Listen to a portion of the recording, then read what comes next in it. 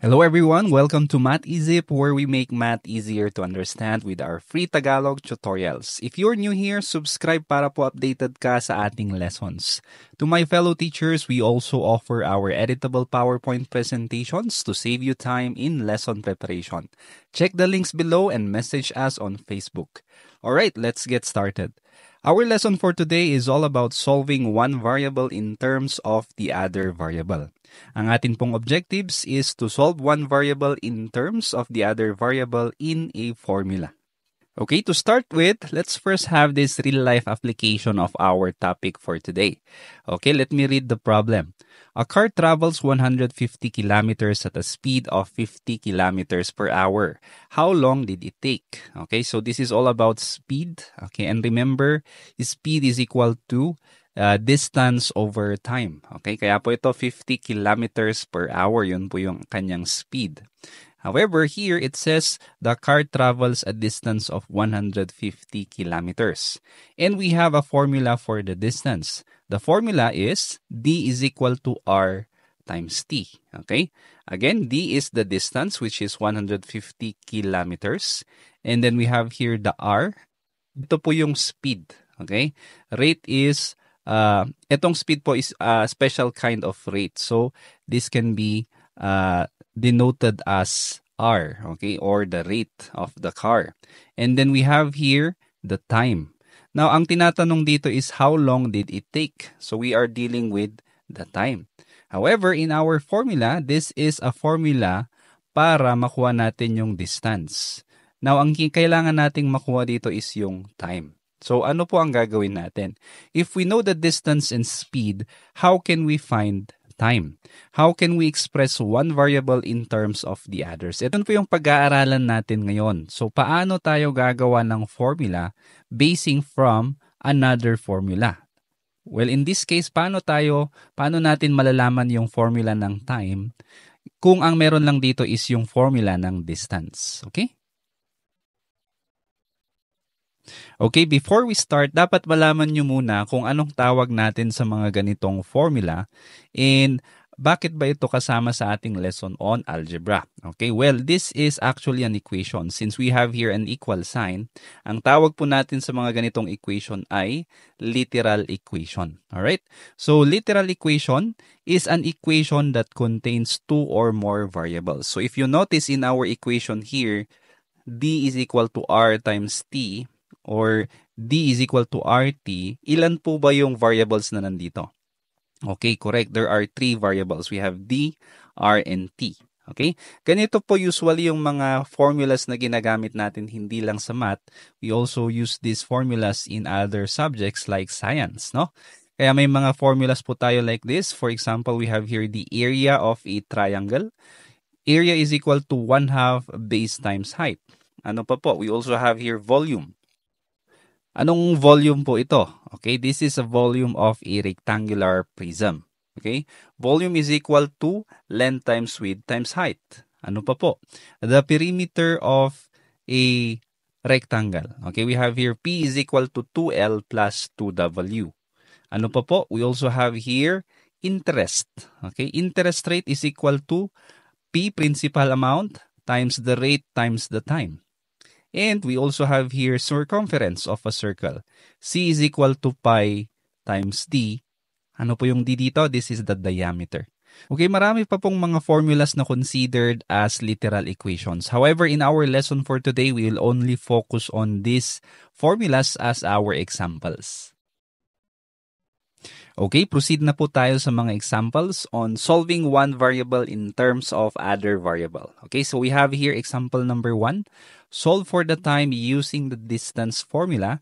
D is equal to R times T, or RT. This is the distance formula for the speed of a car, for example.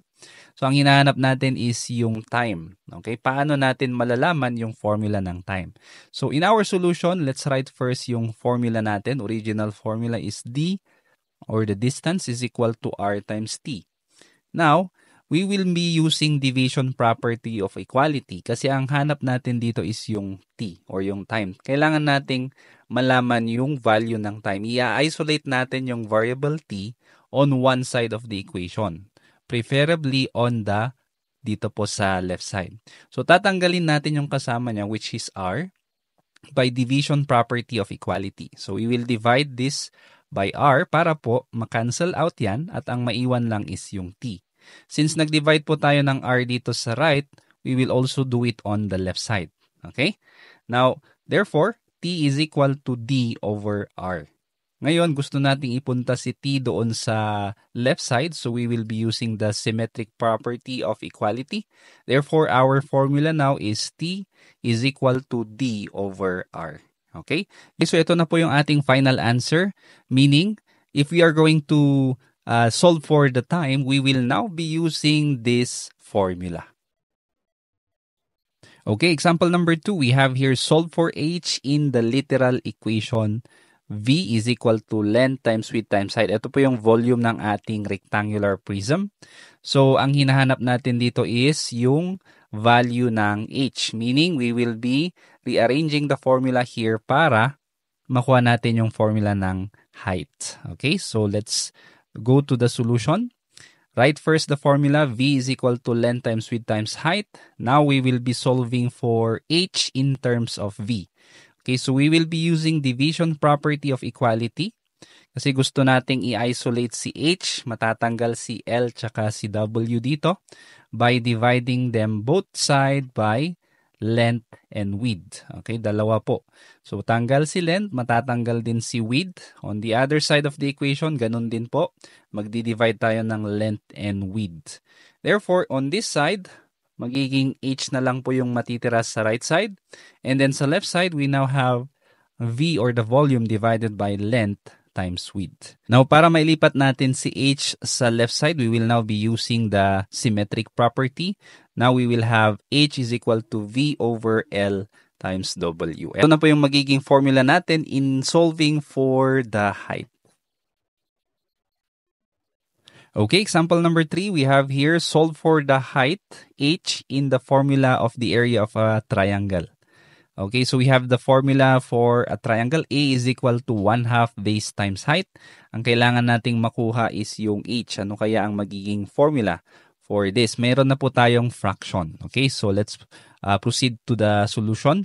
So we have here A is equal to 1/2 b times h. We will be using multiplication property of equality para matanggal po si 1/2. Okay, remember, ang kailangan lang natin dito sa isang side is yung h. Pati po si b matatanggal din mamaya. So we will be multiplying a whole number 2 in both side, sa left side tsaka sa right side, para po makancel natin yung 1/2 na fraction. Remember, if you multiply 1/2 by 2, ang magiging sagot dyan is 1. Okay, so therefore, we will have 1BH, no? 1BH. 2A is equal to 1BH. 2 times A is 2A. Ito naman, natanggal na po yung 1/2. Ang naiwan na lang is BH. Hindi na po natin kailangang isulat yung 1 dito. Now, since meron pang kasamang BCH dito, kailangan nating tanggalin yan using the division property of equality. So, ano pong i-divide natin? Okay, di-divide natin siya by B. Okay, so B divided by B, this will now be cancelled out kasi magiging 1 na po siya. Okay, so 1H, hindi na natin kailangang isulat yung 1. Next, 2A over B po dito sa left side. Okay, using symmetric property, pwede na nating baliktarin. H is equal to 2A over B. Ito na po yung formula in getting the height of the triangle basing from our original formula. Okay, for our last example, we have here solve for L in the literal equation. P is equal to 2L plus 2W. Ano po ulit formula ito? This is the formula in getting the perimeter of a rectangle. Okay, so 2 times length plus 2 times width lang po ito. So in our solution, let's write the formula. Now, our goal is to look for the formula of L, no? Yung length. Okay, basing from our original formula or equation, let us remove 2W. Para ang maiwan lang po dito is si 2L. Okay? Tatanggalin muna natin yung kasama niyang term. So we have here 2W by subtraction property of equality. Okay? So paano? 2W minus 2W. Okay? We subtract itself para po maging 0. Pag ginawa natin yan on the right side, gagawin din po natin sa left side. Okay, that's why we have here P minus 2W as well. So makakancel out po ito, magiging 0. Ang maiiwan is si 2L. Okay, now using the division property of equality, okay, since meron pa po siyang kasamang 2, ang gusto natin is maiwan lang si L. Gagawin natin is i-divide natin siya using the division property. So i-divide natin siya by 2. Okay, since nag-divide tayo dito ng 2, magdi-divide din sa kabila. So 2 divided by 2, magiging 1 na yan. So ang maiwan is si L. Okay, therefore dito sa kabila, ang maiwan po is P minus 2W over 2. Okay, pwede pa bang ma-simplify ito? Okay, let's see. Using symmetric property of equality, by the way, baliktarin lang natin, magiging ganito ang itsura. Well, we can actually use this as our formula. Ito na po yung final answer natin. Pero may option po tayo. We can actually simplify this further. No? Paano po? Remember, this is numerator, meron po tayong subtraction sign. Ibig sabihin, we can separate them. P over 2 minus 2W over 2. Ito po yung common denominator niya, which is 2. Yung ating numerator na P, no, pwede nating ihiwalay sa 2W. Okay? At ang magiging denominator nila, same lang po. Okay? So in this case, bakit po natin pinaghiwalay? Kasi pwede nating tanggalin yung 2 dito. 2 divided by 2, magiging 1 na po yan. So magiging 1W or just write W, wag pong ilalagay yung 1. So magiging L is equal to P over 2 minus W. Pwedeng ito po yung ating final answer. Okay? Okay, to practice, we can have this activity. 4 na items lang po ito. Solve for the indicated variable in each formula. Show your solution clearly. Indicate what property of equality is being used. Okay? So, meron po tayong 4 items. I'll give you time to do this. You can pause this video and then i-play nyo na lang po pagkatapos nyo pong masagutan. And then we will compare with the correct answer.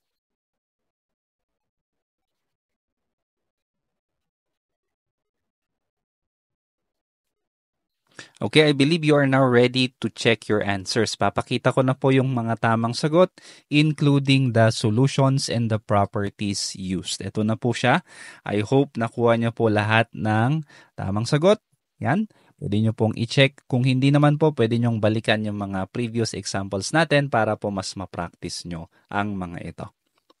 Okay, so before we end the lesson, let's just go back to our original question kanina. Ito po yung problem natin kanina. A car travels 150 kilometers at a speed of 50 kilometers per hour. How long did it take? Okay, so yung atin pong formula from the original D is equal to RT, nakuha po natin yung formula ng time, which is D over R. Ito po yung gagamitin nating formula para ma-solve po yung ating actual problem. Okay? So we have solved T in terms of the formula D is equal to R times T. Ngayon magsa-substitute na po tayo. Okay? So using this formula, T is equal to D over R. Yung nasagot po ito natin kanina sa number 1. Ha? Now, yung ating given is 150 kilometers yung distance. We will substitute it here. And then we have 50 kilometers per hour. Ito po yung speed or yung ating rate. Okay, isa-substitute po natin sa R. Therefore, our time is equal to 150 divided by 50. So, ang ating sagot, T is equal to 3. Okay, this is now our final answer. It takes the car 3 hours to achieve or to meet the 150 kilometers distance. Okay? So, ito po yung application ng ating lesson ngayon. In our next lesson, magkakaroon po tayo ng problem solvings kagaya niyan. We will have more problems involving literal equations. So, I hope to see you again on the next video. God bless and bye-bye. Kung meron kang natutunan sa video na ito, please click the subscribe button to support this channel. Para mas matulungan ulit kita sa mga susunod mo pang math lessons. Lagi mong tatandaan, ang math ay para sa lahat. At ako si Teacher Van, nagsasabing dito sa Math Isip, lamang ang nag-iisip. God bless and see you on the next video. Bye-bye.